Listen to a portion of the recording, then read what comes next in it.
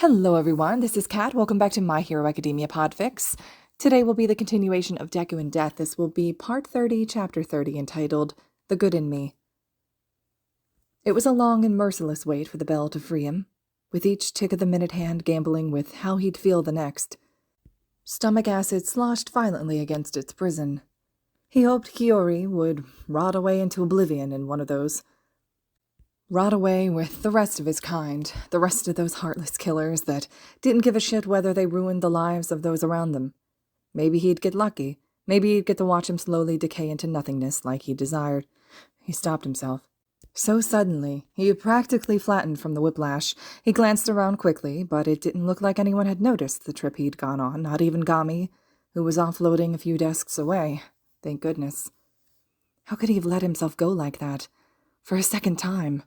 Why did it seem like these violent thoughts were appearing with more and more frequency, especially considering he'd never had thoughts like these before? He'd never held the desire to hurt anyone before. Sure, so far he'd only experienced them towards the man who had been responsible for Ishihara's death, but did that excuse it? Did that excuse the subconscious desire to make him suffer in the most gruesome, torturous, and agonizing way possible? He didn't know. He really didn't know. He tried returning his focus to the ever-shortening class period, but all he could hear was his heartbeat thumping in his ears. It pounded so viciously. He feared with all its rattling that it would burst right from his ribcage. How would it sound? To hear him rattle the bars of his cage, would it sound even better if he stood from the outside, relishing in his captivity from his fore-granted freedom? Would it sound even more heavenly if he gloated? He nearly slapped himself, gripping the edge of his desk like a lifeline. Something was seriously wrong with him because he was terribly sick. He was so glad that his thoughts were kept to himself, but at the same time he desperately wished someone could hear them so he could be stopped. These surely weren't normal, right? Then the dismissal bell finally rang. Finally, through teasing him. He could finally be free from the confines of this hellscape in his head. That was, if it really was the delayed prospect of it all that was causing it.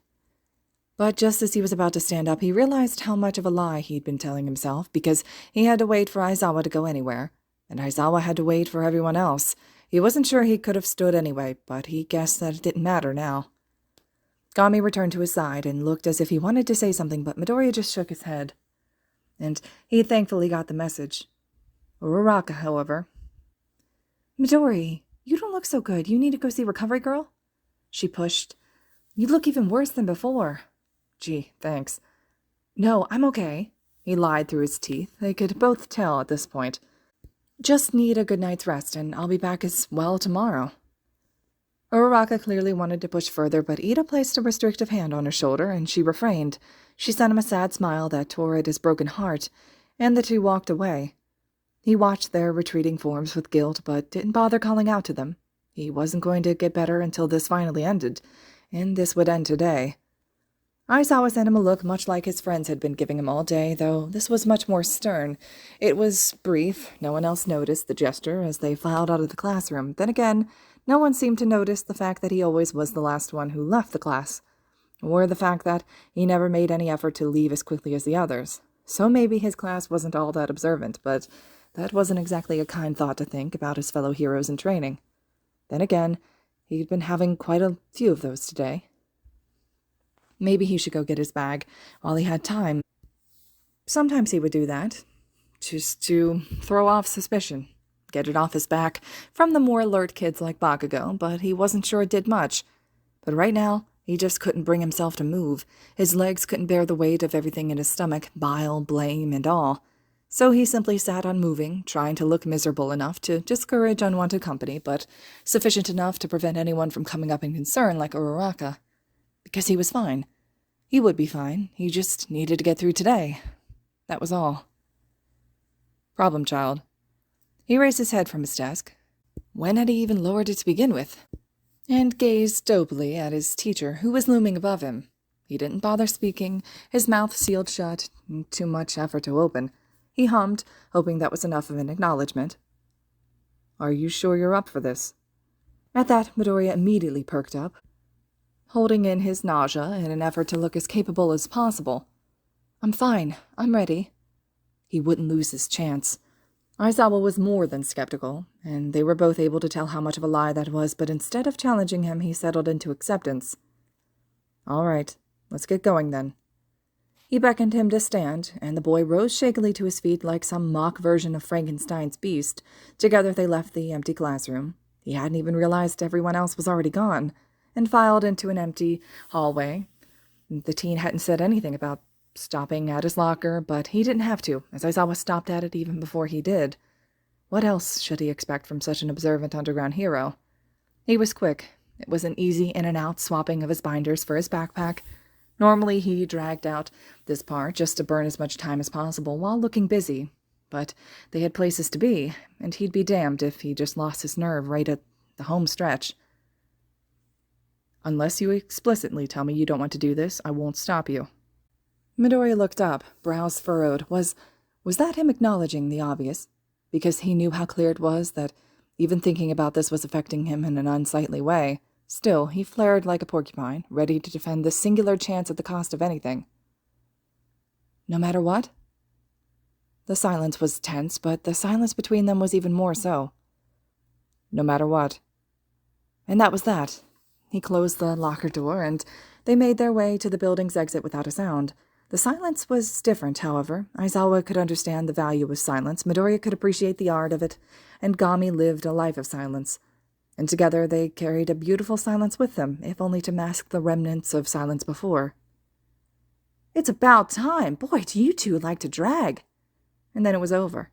Yamada waved them over excitedly, his usual chipper self, much too bright for the two relative hermits. But today was a day that Midoriya needed to see it, a day he could appreciate the way it washed him with a second-hand elation.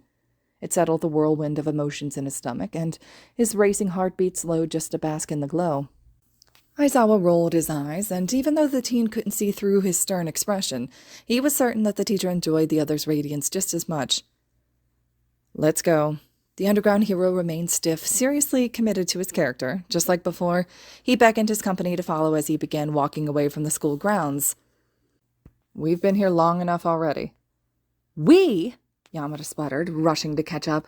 No way! There's no way you're lumping me in with you slowpokes. The blonde continued to bicker, truly disrupting the mutual silence Midoriya had held with his homeroom teacher, but he wasn't really all that upset about it. He trailed behind them, watching the spirited skit play out, and he could admit he was enjoying it. The silence was peaceful, sure, but it was this that brought him to ease. The atmosphere was so homely, like a hug from the type of clouds that everyone had silently wished to touch at least once in their lives. It was as if he'd had this his entire life, with the way it tamed his soul like an old beast.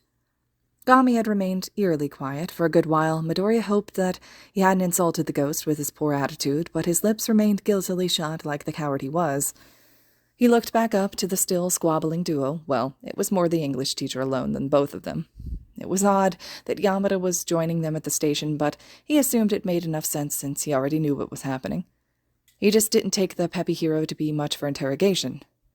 Interview.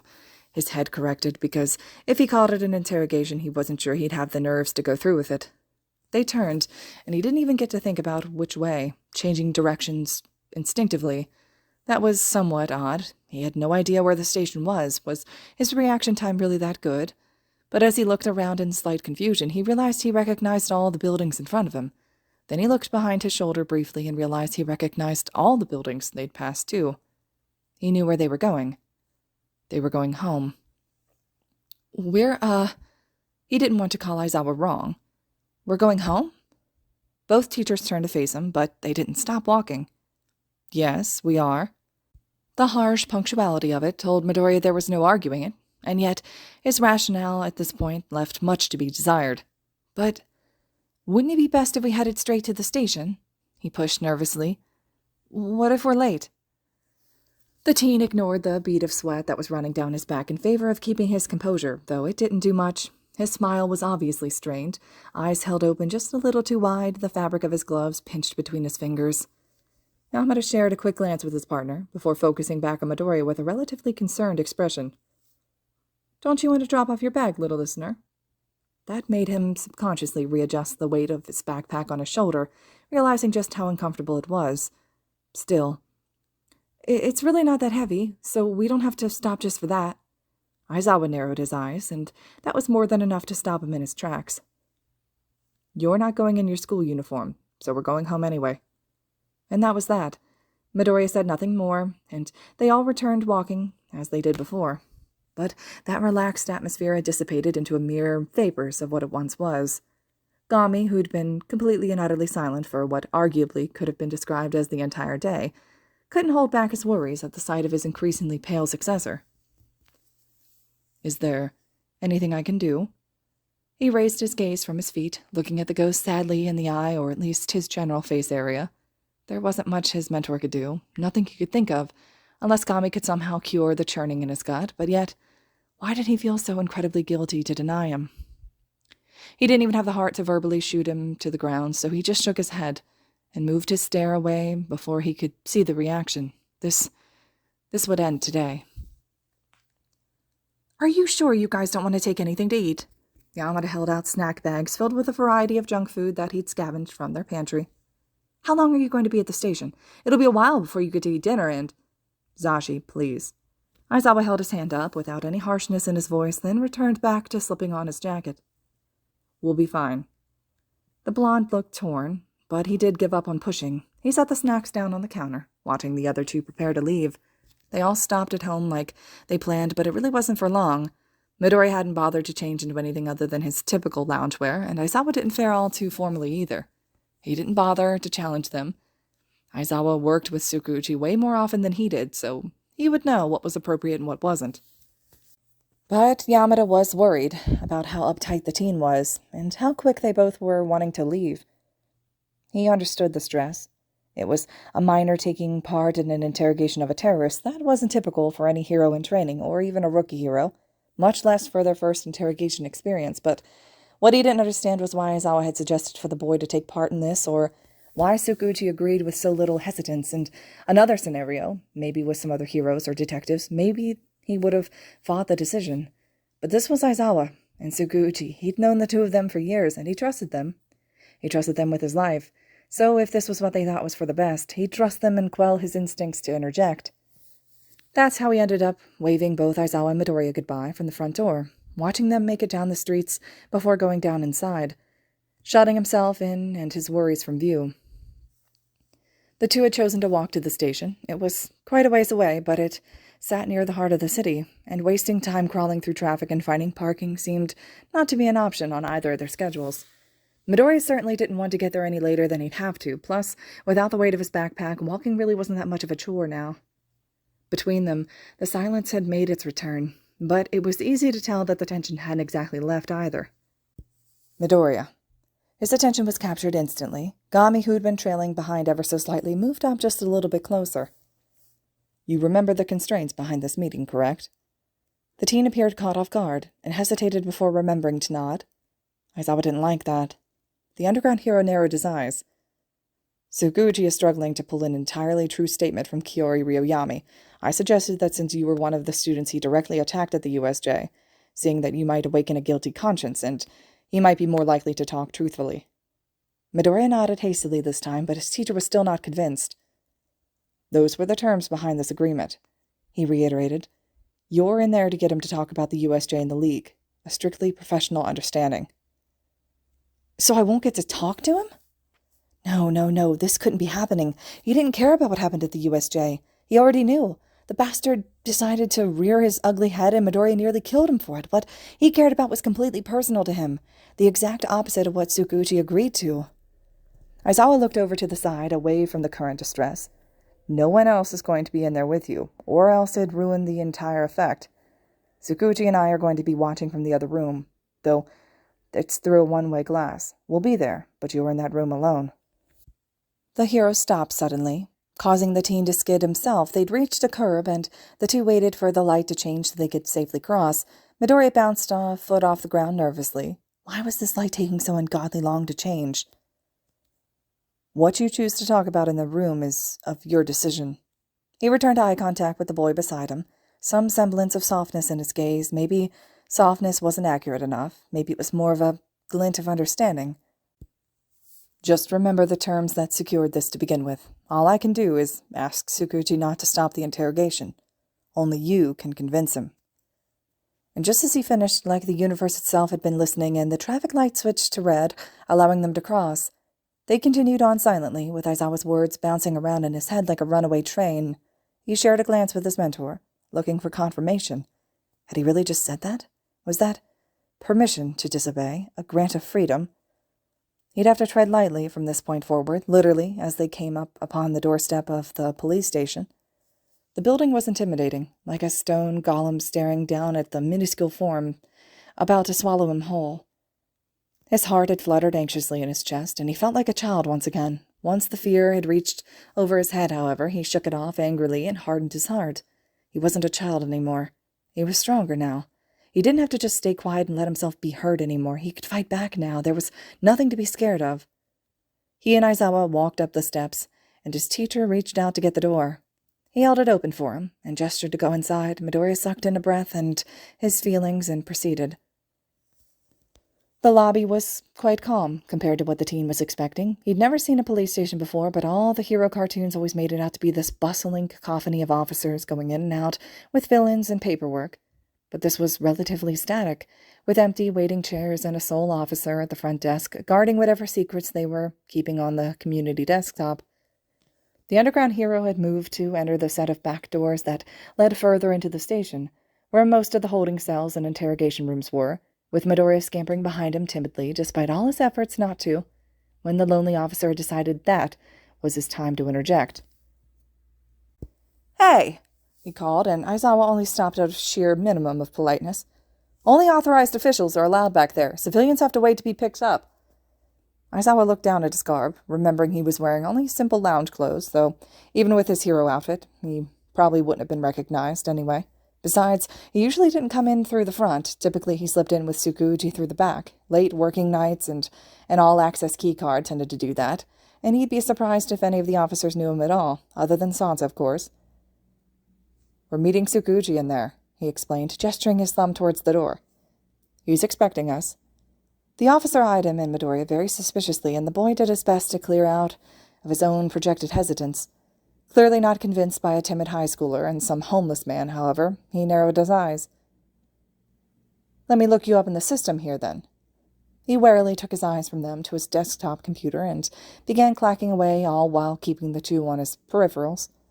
For Aizawa, the situation was nothing more than an added inconvenience, but for Midoriya, it was a nightmare of awkwardness and tension that he could only hope to wake up from. The room somehow seemed to be even more suffocating, with the added sound of furiously tapping keys than it was before. What he wouldn't give for the still void silence of once more. Screw the biases of his hero cartoons. The officer furrowed his brow again, staring deep into the computer screen, and this time both student and teacher cursed the world under their breath.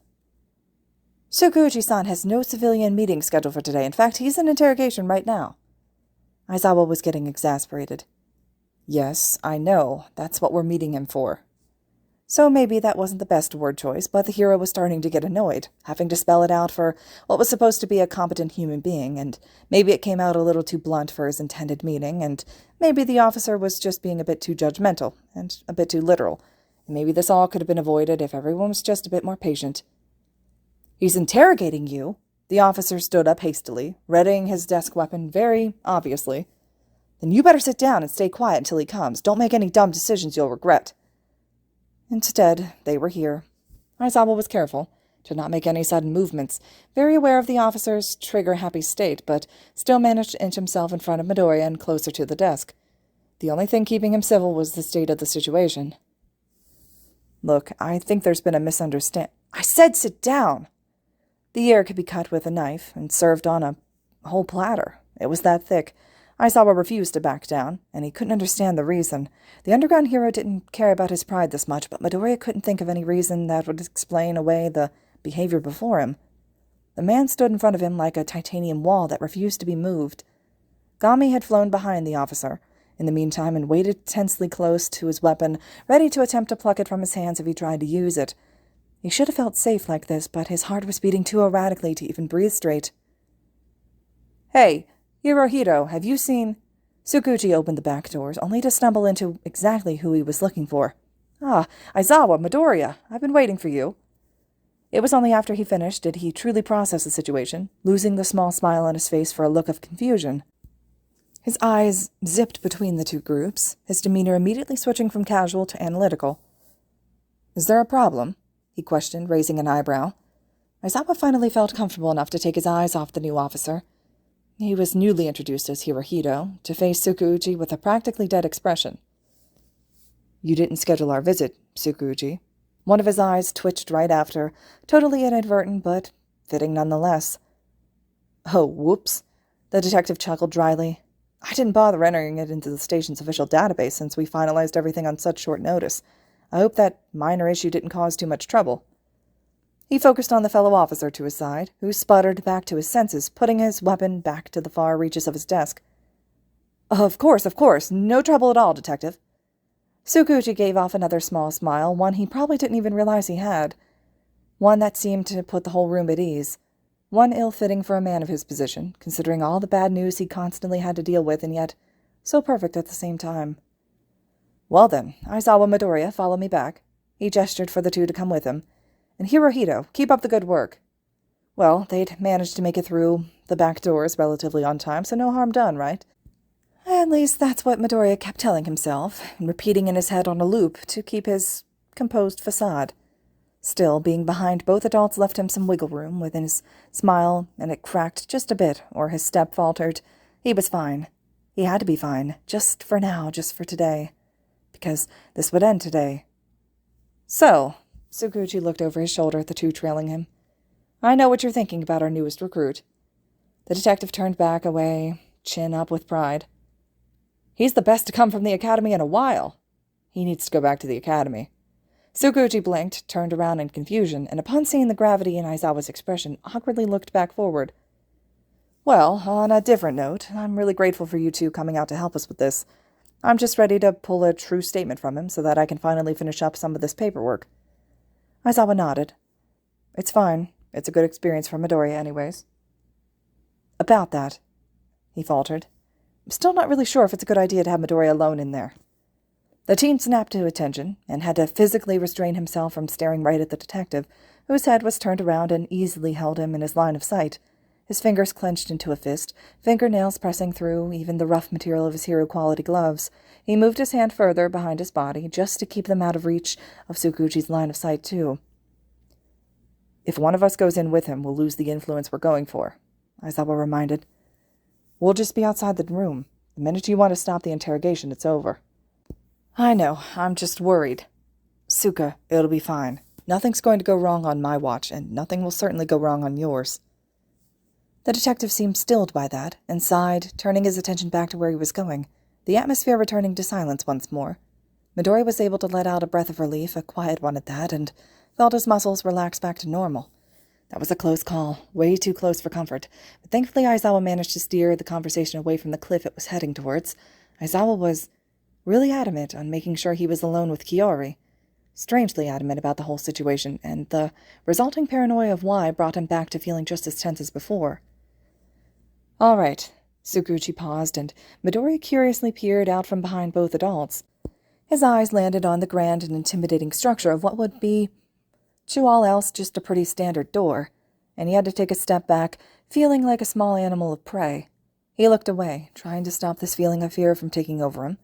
Next to the door was a large pane of glass, and his feet instinctively moved towards it.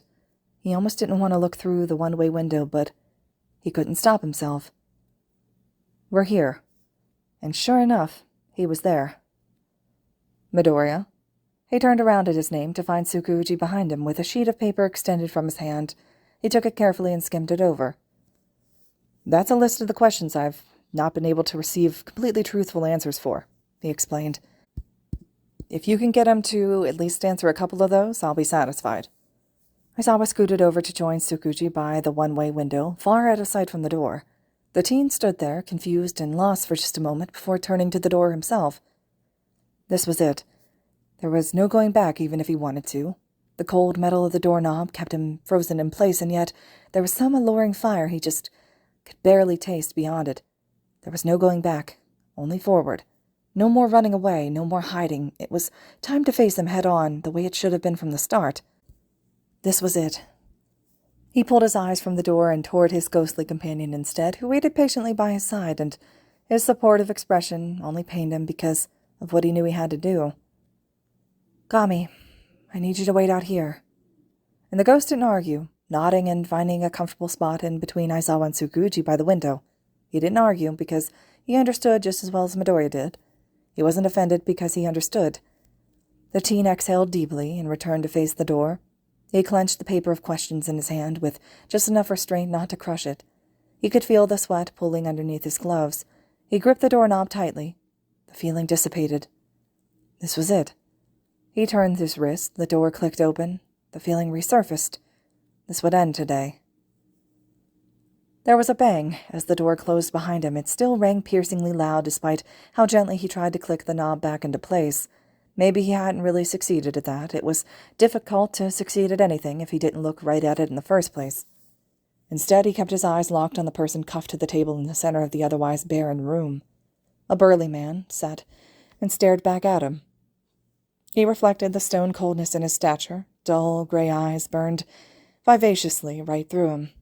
His stocky features resembled that of an athlete. His hands alone looked as if they could crush metal. It was hard to say if the handcuffs around his wrists were actually doing anything to hold him, but his still, restrained form, as well as his quirkless state, testified to their strength. This man was a simple sales manager? That made him wonder just how many like him were still hiding in the world, teetering on one bad day. If that's all it really took. It was a tense stare-down, as Midoriya made his way to the chair across from him.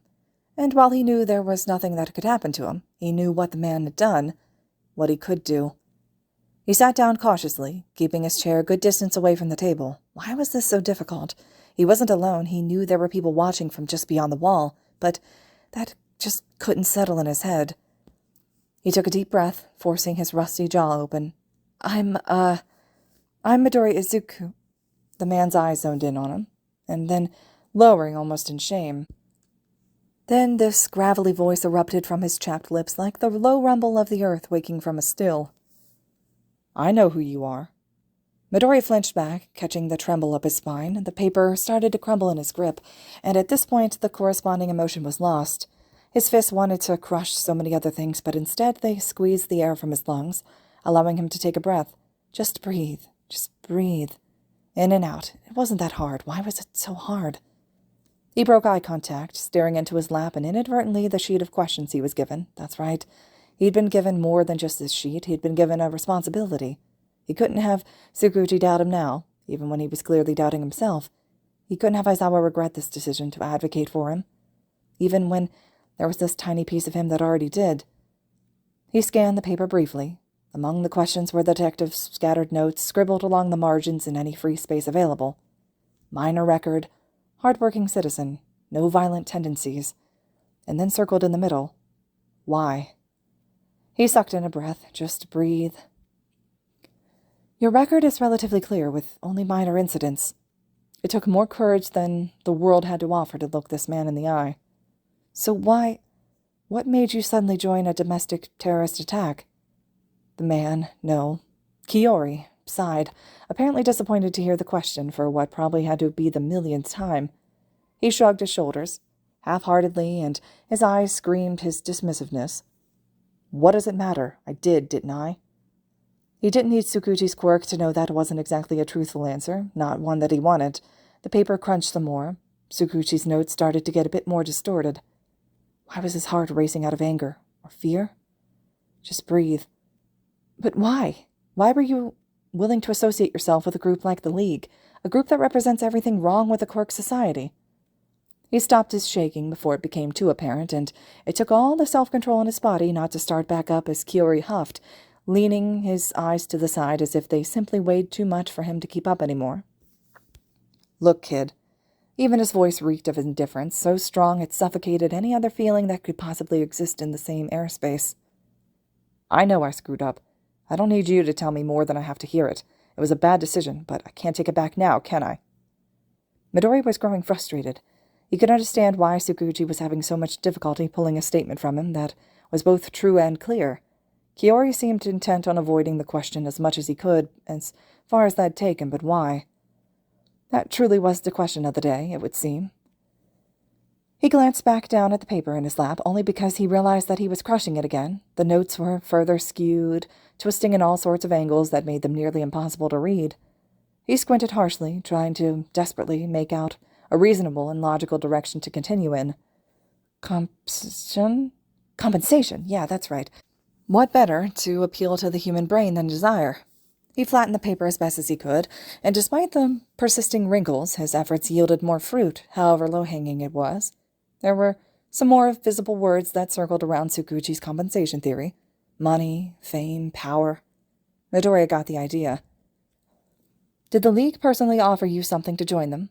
He struggled to look Kiori in the eye. A man like him didn't deserve that kind of respect. Money, fame, a place among them. No. It came out quick and angry like a lashing snake, but eventually died on his tongue and slithered back into its den. Why would they offer me anything? I'm just some low-life scum that they scraped off the screep for this alone. They couldn't care any more for me. There was something about how he said it, something Midoriya couldn't help but hear, something like bitter resentment, like Kiori hated the League for not caring more for him, but hated himself more for believing that they would, because they obviously wouldn't care about some random person among hundreds that they recruited for their villainous plan, but only a desperate man would offer his faith regardless. It all led back to that fabled question. Why? So it was their cause, then? Or maybe you were so compelled by their words that you couldn't bother to resist to really think about what would happen after? You think I'd really agree with their fucked-up philosophy? Kiori bursted, slamming his hands into the table as best he could with his quirk-suppressing handcuffs on. You think I really wanted to kill kids just to kill All Might right after? I'm not some sort of sick fuck like them. He stopped like his voice was stolen from him. The emotion left his eyes. It was like it was stolen from him, too, swindled away by the thief of realization. Look, I'm not an idiot. I know they brought you in here to make me feel bad, and I'd really have to be a miserable excuse for a human being to not feel guilty in the slightest. The teen had a few choice words concerning that. I know I fucked up, kid, and I can't go back in time, so just leave me be. And just like that opening book snapped shut. Kiori sunk into his shoulders, deflating like a pathetic balloon. His eyes retreated into the shadows of his brow, head lowering in sorrow. There was a tap on the one-way window, and Midoriya snapped his gaze, though unable to see anything other than his own hazy reflection. Kiori didn't even bother to react. No, it couldn't be over yet. He hadn't finished. He hadn't even gotten answers. He was so desperately scavenging for it. No. There was another tap, just a little louder, in case he hadn't heard it the first time. No. There had to be something he could do. It couldn't end like this. After everything, it just couldn't. He looked down one more time at the wrinkled paper in his hands, hoping it would save him one final time. He rubbed desperately away at the creases, praying he could read one last word. Brother. What? A harsh knock this time. There was much the human body naturally fought amongst itself, and he had tried to avoid that, to limit an internal war by relinquishing control to his head. By all means of predetermined fairness, this was his head's obvious choice to make. Too bad his heart already made it. You have a brother?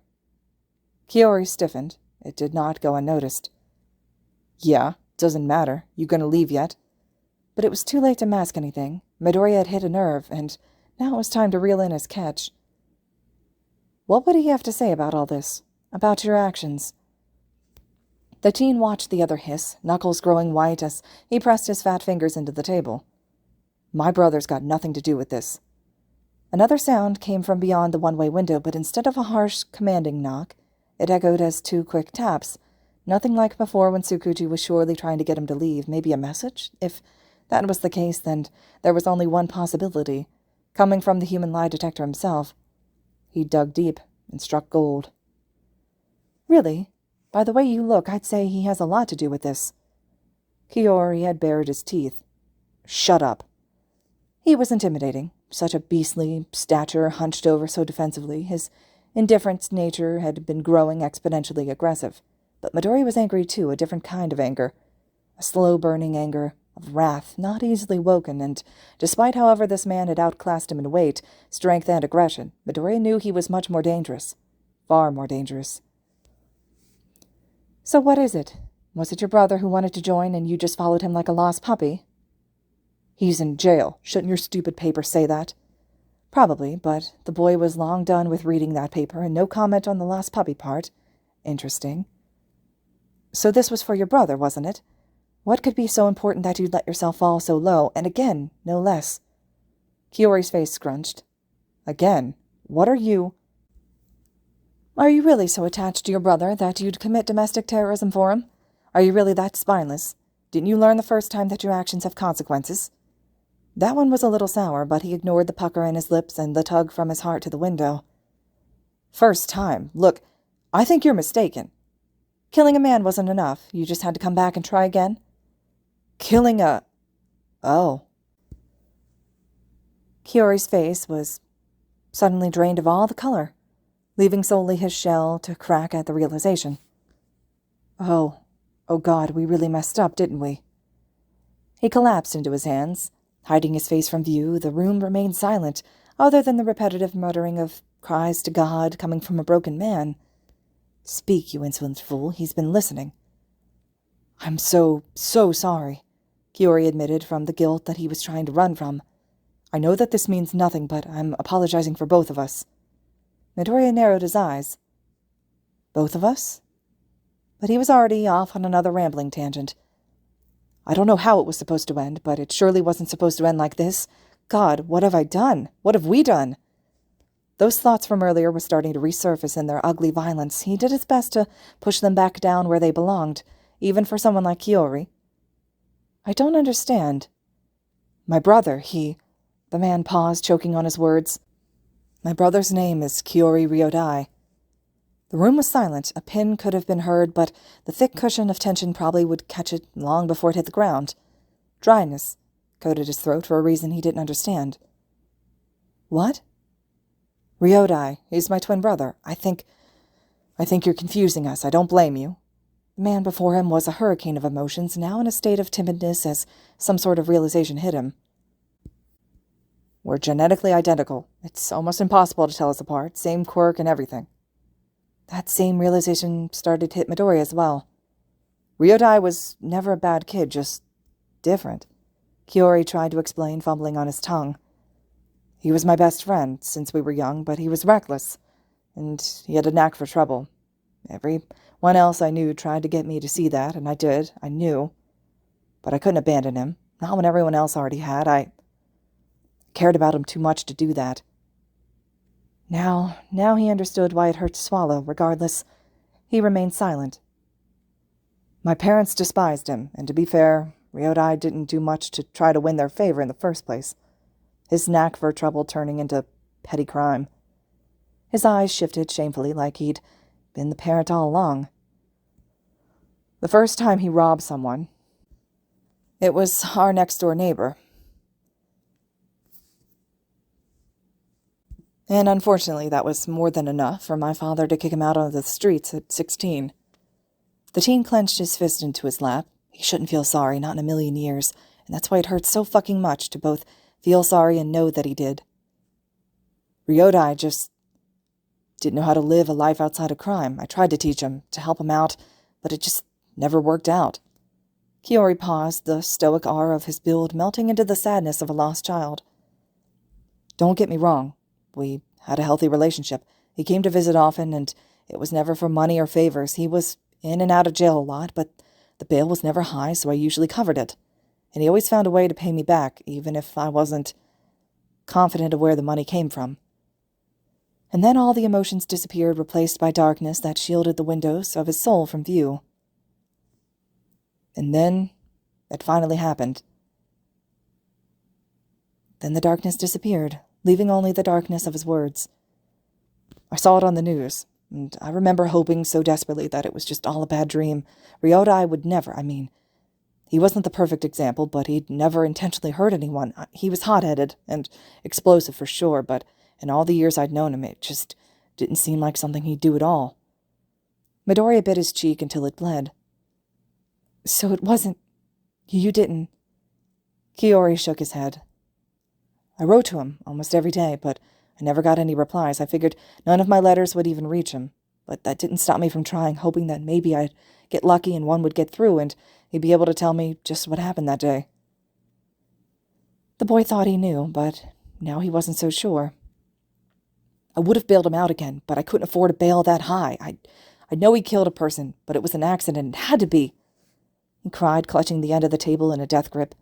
No one else seemed to understand or want to help him. I can't blame him. But I was all he had left. I couldn't leave him too. Was that what he sounded like, defending Bakugo? Because it was pathetic. He must have sounded like the sorriest excuse for a human being Nezu had ever met, and yet every fiber of his being that day told him to push on, to fight for this injustice. How he knew it was injustice, he had no idea, but he knew. Something deep within him, then potentially years of one-sided friendship, was certain that it wasn't normal. Was that how Kiori felt too? And then I made a really dumb decision. Before, Midori would have probably agreed with him, but if someone so genuinely concerned for the well-being of someone they cared for could fall so low, couldn't he? Couldn't anyone? I wasn't thinking straight, and it's not an excuse, but I was desperate and alone. I was trying to find some back-alley opportunities to make extra cash when I stumbled upon the League's plan. They made it clear they weren't offering cash or anything, but I guess I figured if I joined, then maybe there was a chance the guy with the warping quirk could get my brother out of jail. The words came out as slowly as Kiori processed them, falling viciously from his tongue and echoing heavily against the concrete floor. God, now that I say that out loud, what the hell was I thinking? That was when his head collapsed into his hands, heaving from his lungs. How could I have ever thought this would turn out well? How could I have ever thought this was a good idea? I didn't want to hurt anyone. I just wanted to help my brother. God, I'm so sorry. And that was the straw that broke the camel's back, sending the stone-cold man before him crumbling into shambles. The stoic persona he'd been building all session shattered instantly, leaving behind nothing but the shell of a good man. Midori sat in unwilling silence as he watched a grown man break before him. He wanted to say something, but his voice had been stolen from him. What would he have said anyway? Was it wrong to feel bad for Kiori? Despite everything he'd done, all the bad decisions he'd made, he never had the intention to hurt anyone. Not by the way that he was bawling his eyes out on the table in front of him. He was a man with good intentions, with a good heart, who held nothing more than the desire to take care of someone alone. Did that make him good? But he joined a group of villains and attacked a class of high schoolers to do that. Did that make him bad? The structure of his principles were collapsing all around him, and the teen was desperately trying to catch pieces as they fell. Huh. Midori can't see gray. I guess the thought never crossed his mind. Because that could be him. If something happened to Gami, the only person who'd stuck by his side through thick and thin, he'd do absolutely anything. If something happened to Gami, that could be him. I'm sorry, Kiori sniffled, but could I ask you for one last thing? I know I'm not in a position to be making any requests, and you can say no, but I don't know who else to ask. His voice returned to him like a boomerang, smacking him in the back of the head with such a whiplash that his mouth responded before his brain could. Sure. Kiori leaned back in shock, but quickly continued, trying to not lose his one and only opportunity. If I wrote one last letter to my brother, could you make sure it reaches him? I'll comply with anything else the police want from me. I just want him to know that I didn't abandon him. Like, he probably thinks I did. Midori clenched his fist. I can't promise anything. He couldn't. He really shouldn't be giving anyone anything to expect of him. He had no idea how any of this would run. What if Tsukuji didn't let Kiori write his letter, and he didn't even let him deliver it? What if it just wasn't allowed? Didn't communications between arrested individuals have to be searched or read beforehand? What if, even if he made sure it was delivered, what if it just never reached Ryōdai? But he couldn't promise anything. But I'll try. But he would do his best. Thank you. He smiled, wiping away at the tears that were running down his cheeks, and even in this dim light, the teen could see how tender his smile was. I'm sorry for everything that Ryōdai and I have done. I don't expect you to ever forgive us, but I swear that we'll change. Could people change? After cementing one lifestyle forever, one belief forever, could that really be changed so easily? After everything he'd been telling himself this whole life about the monochromatism of good and evil, was it really that simple? Was Uraraka not a worthy hero simply because her motivations weren't societally considered noble? Or was Kiori just as bad as Shigaraki simply because he helped in the USJ invasion? And if he was wrong, could he really changed after so many years? He could only nod in response, standing up from his chair and walking to the exit in a trance. He robotically reached for the door, gripping the doorknob tightly. The feeling dissipated. He turned his wrist. The door clicked open. The feeling resurfaced. It was over. Midoriya sat in the lobby, the setting sun peeking through the blinds.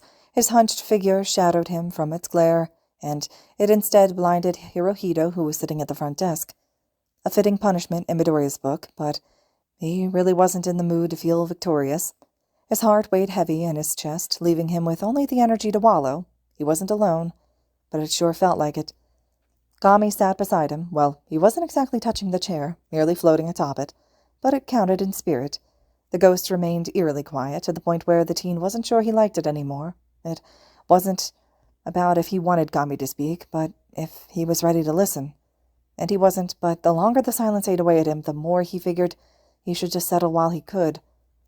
Hirohito didn't seem to notice or care about the high schooler having an existential crisis in front of him. To be fair, he could have just been hyper-focused on his very important work, of which the contents Midoriya would have loved to know, but after what happened earlier, he'd assumed the officer didn't really want to engage him anymore. Despite his utter lack of any real motivation, he sure had plenty of energy to spend on nervousness. His foot tapped sporadically, his hands scratched at his clothes, his eyes must have been fixated on a singular spot, but the brain behind them raced fast enough to lap even Ida. He couldn't grasp a firm hold on any of his thoughts, and watching them fly out of reach frustrated even more. He kept instinctively reaching to squeeze the paper in his hands, but it had long been since taken from him, just like everything else he had held so certainly. A shame, really. He would have curled his hands up anyway until his fingernails dug through the fabric and into his palms. For an impulse of reason he couldn't put into words. He would have, but he didn't, since Gami slithered a bony hand between his fingers instead. Midoriya didn't care how childish it felt to squeeze someone's hand like a lifeline, and Gami didn't seem to care that his hand was being crushed to death. They remained silent, a quiet understanding of what was needed. Midoriya didn't like feeling so small. He was supposed to be stronger now that he was older, but he felt more like a child than anything else. He wanted to be angry at Kiori for tearing away his foundation, but he couldn't, in good conscience, not when he'd ignored its crumbling on his own accord. His chest squeezed again. He couldn't be angry at Kiori. He should be. He should hate the man. He was a villain. He attacked his class. He nearly got Asui and Mineta killed, but he didn't really want to hate him anymore. Kiori wasn't who he thought he was angry at, and after everything he felt sorry for the man, because he was lost and hurt and broken like he was, only he was lucky enough to have support to fill his flaws. He wasn't even sure he was angry at Ryōyami, the true culprit, anymore. And now he was stuck questioning the philosophy that got him through the past 11 years of his life. Everything was so much easier in black and white. Things stayed simple. People stayed simple. He didn't have to spend every night debating the morality of hundreds of lives and how they chose to live them. The person was bad and that person was good. End of story. Was it wrong? Was it ignorant? Could it have potentially cost people the afterlife they deserved? He didn't want to think about any of that. He was selfish, ungodly selfish, trying to spare himself pain that would catch up to him eventually at the cost of the whole world, but he didn't care, at least not until now. He'd come in with a mission to fill that missing piece that had been eating away at him for so long and left with an array of new holes instead. Someone sat beside him, and the teen looked up from his sulking, hunched-over form, still squeezing Gami's hand.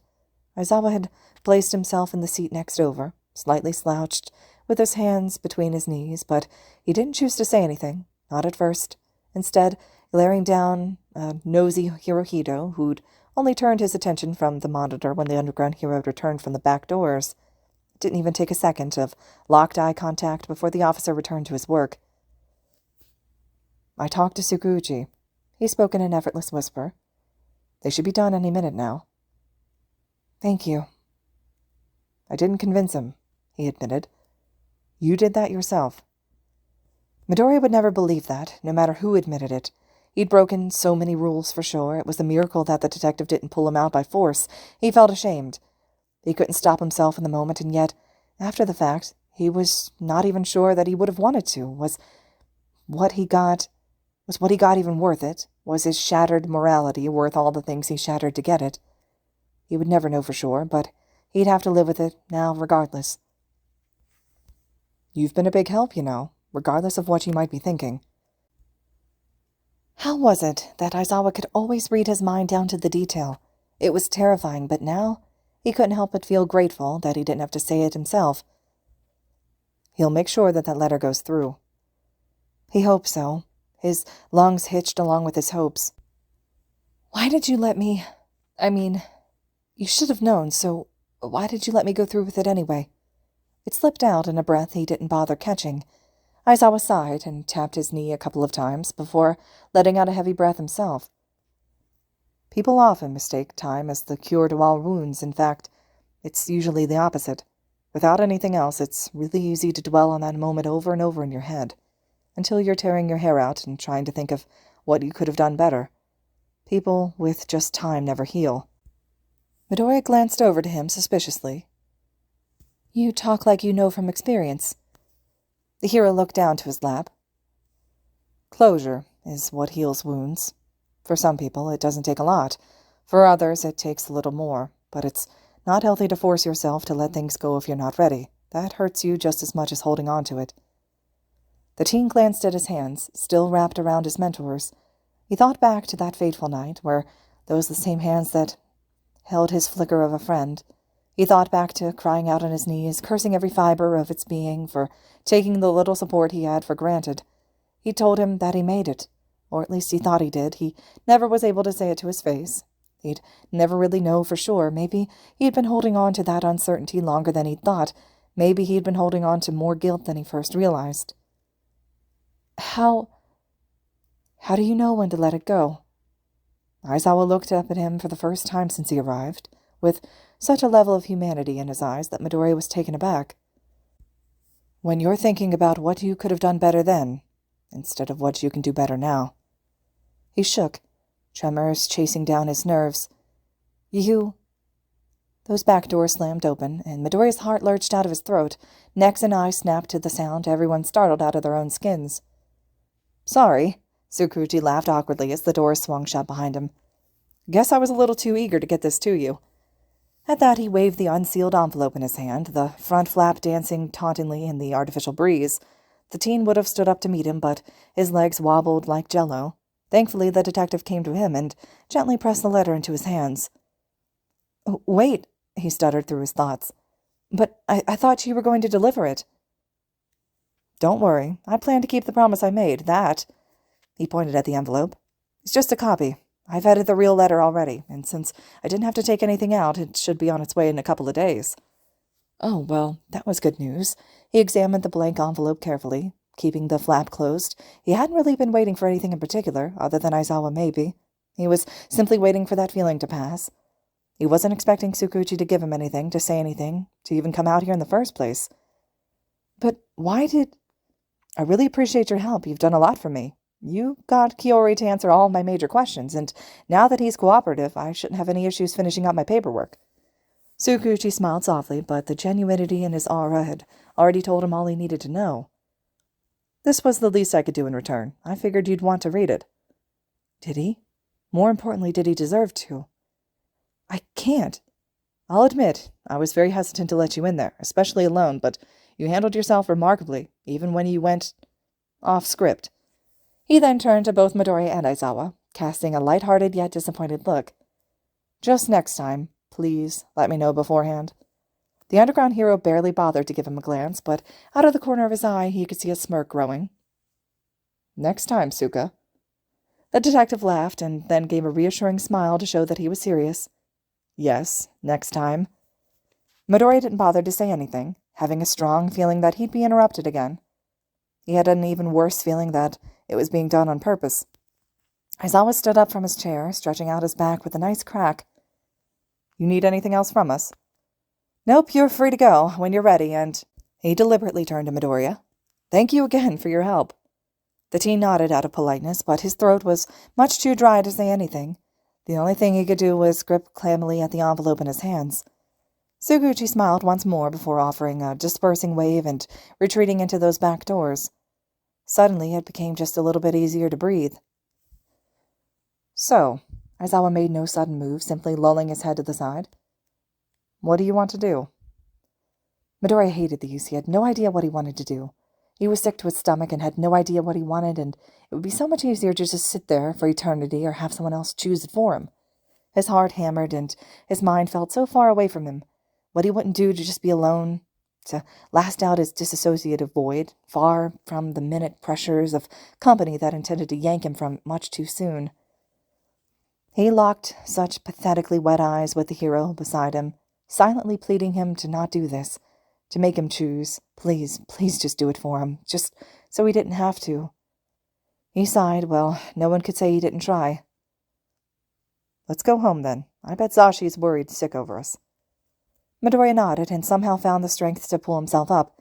He wasn't really thinking as he followed the hero outside the front doors and down the street. His mind was running on that blasted autopilot, and he hated how dependent he was on it. He hated a lot of things, and maybe it was time to do something about it. He didn't want to hate for the rest of his life, and for that something had to change. He'd stuck himself in the same way for so long, and every time something went wrong, it never crossed his mind that his reasons might have been the reason. Not with the philosophies, not with his autopilot, not with his inability to make decisions. Maybe it was time to take ownership of his actions and do something about them, if he hated them so much. A car flew down the street and shocked him out of his head. If he kept doing this, one of these days he was really going to get hurt. It was just too easy to get into his own head and too hard to get out of it.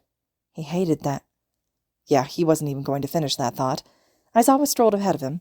He didn't even bother to look back to check on him. He watched every confident step forward and wondered how he could do the same. He wanted to be better. He wanted to improve, but it seemed like he was already making a lot of mistakes. Midoriya thought he held some pillar of righteousness, seeing he judged people for a living, and yet he doubted anyone like Aizawa would do it like he did, anyone at all.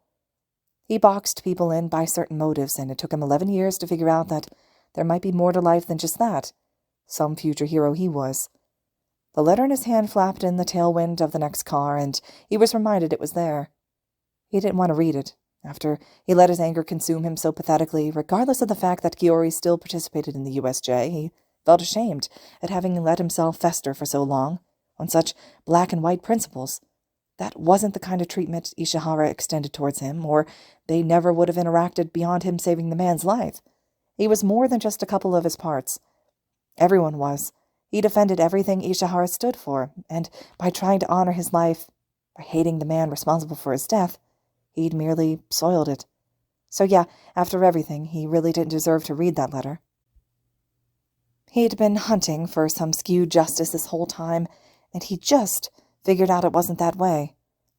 He couldn't imagine what Ishihara would think of him now, disappointed at the person he'd become. Where did that innocent and compassionate boy go, and who was this bitter shell that replaced him? Ishihara deserved answers, not anger, and finally he had those, or maybe something close, right at his fingertips. He had them all within him all along, just waiting on a single spark to finally set their captors ablaze. He didn't deserve to read that letter, but Ishihara did. He opened the flap and unfolded the letter, squeezed inside. Even though he knew it was a copy, the writing looked so authentically human, he would have never been able to tell. He smoothed over the folds gently, taking a few glances upward before submerging himself beneath the ink. Dearest Ryōdai, it's been a while, hasn't it? I'm sorry, brother. I hope you're not upset with me. I haven't forgotten you, in fact. I write to you almost every day. I don't think you've gotten any of them, though.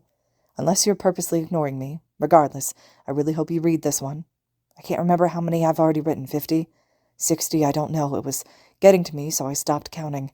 Just promise me you'll read this one, though. I don't think there'll be another. I miss you so much. I miss your house visits, our talks at the cafe downtown. I think the stray cats miss you more, though. They never seem as happy to see me, even with food. Mom and Dad always thought that I was the responsible one, but honestly, since you've been gone, I've made nothing but bad decisions. I don't think they realized how much we relied on each other, how much we balanced each other out. You're a good man who made mistakes, and still you found the time for me. The minute you left me, I fell apart. You'd be disappointed in me. Mom and Dad, too. I guess I'm not as responsible as everyone thought. I got into some trouble, big trouble. I really messed up. Maybe I thought what I did was going to help fix things in the end. Now I don't know what I was thinking. I can't even wrap my head around how I got into this mess. Is this how you felt, too? I wanted you to explain yourself to me so badly that day, but you couldn't, could you? You didn't even know. What have we done, Ryōdai? I can't stop thinking about that day. It haunts me every single second. I'll never understand what went through your head. Then again, I'll never understand what went through mine either. I'll never understand a lot of things we've done. But I know you didn't mean to kill that man. I know that. And maybe I'm just naive like everyone says I am. Maybe Mom and Dad are right, that I don't know you as well as I think I do, but unless you give me a reason not to, I'll always believe in the you I remember. And the you I remember never tried to hurt anyone. You've done bad things, but that doesn't make you a bad man. I wonder what you've been up to after all this time. What are you thinking right now? I wish we could have talked in person, though. I don't think I would have made it this far looking at you in the eye. You've always been this untamable, stubborn person. I can't expect you to listen to me or take me seriously. I know you've heard it 1,000 times before, but please, as your brother, at least hear me out. You hurt a lot of people. I didn't make it any better. I hurt a lot more. We've made a lot of really dumb decisions, and that led to a lot of avoidable mistakes, but it's time to fix things the right way this time. We owe it to the people we've hurt. They deserve it. I promise you, I'm going to change. Please. Promise me you'll at least try. I love you. Forever your brother, Ryōyami. There were a few shadowy stains towards the bottom, ones that the copier couldn't erase, even on a new sheet of paper. He couldn't rub them away, nor could he catch the new ones that joined them. He stifled the sniffle that clawed up his throat, but the tears cascading down his face were too far gone. God, he was awful. He was an awful, terrible human being. He hated the person he'd become and the person he'd always been. There was a hand on his shoulder, a touch, and he stopped in his tracks. He looked up, only to find Aizawa standing in his way, a gentle hold on him. Nothing intimidating or malicious, just an innocent question. Did he want to stop? And he did. He didn't want the hero seeing him so vulnerable, tears blubbering down his face like he was a child. The eyes he used to look into Aizawa's with were red and puffy, salt leaked down his lips and made them drier than he thought possible. He wanted to stop, but he could only sob harder instead, thousands of worlds, millions of scenarios, all crashing into him at once. What if, what if, what if? It was all he could hear, as if all the people he'd wronged were personally there to whisper it in his ears. What if, what if, what if? And they were right. He cried even harder, because he could never make it up to them. His tears were wiped away, and for a second he thought Aizawa had the nerve to touch his face, but when he came into focus it was Gami's skeletal hand cleaning him up. That was impossible.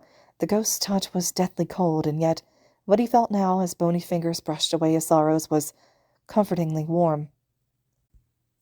You are a good person, one who you believe to have made mistakes.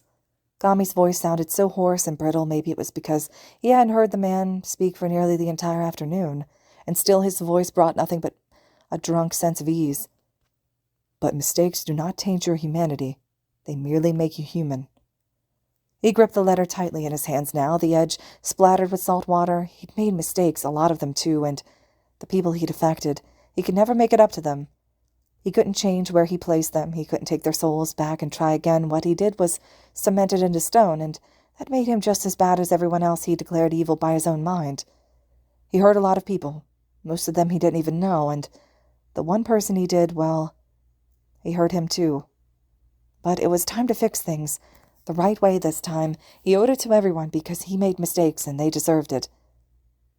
He took a free hand away from the letter, and he used his sleeve to wipe away some of the tears that stained onto his cheeks.